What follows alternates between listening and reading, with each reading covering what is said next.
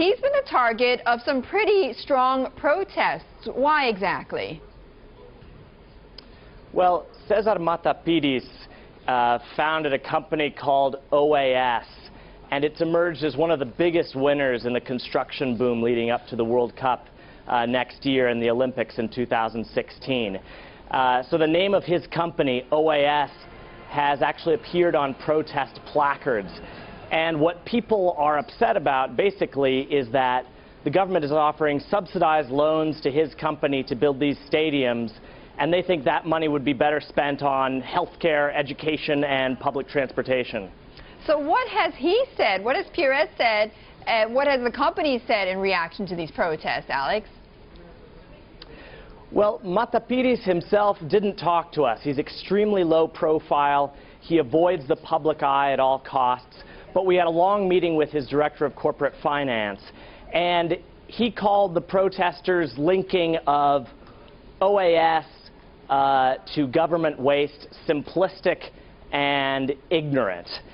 His feeling is that OAS is participating legitimately in basically the only existing business model in Brazil. Well, I don't get that. What does that mean exactly, the only existing model in Brazil? Well, basically, the Brazilian government needs to construct these big, large-scale infrastructure projects. And the only companies that are available to do it are companies like OAS and a handful of other family-owned companies.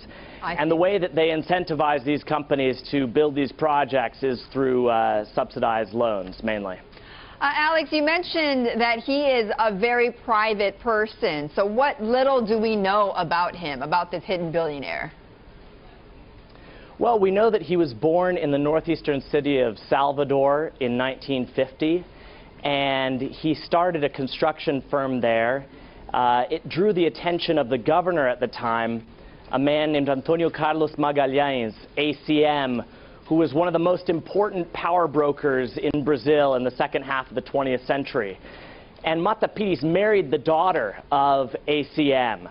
And as ACM rose as a politician during the military dictatorship and afterward rising to become head of Congress, he pushed a lot of business toward Matapidis.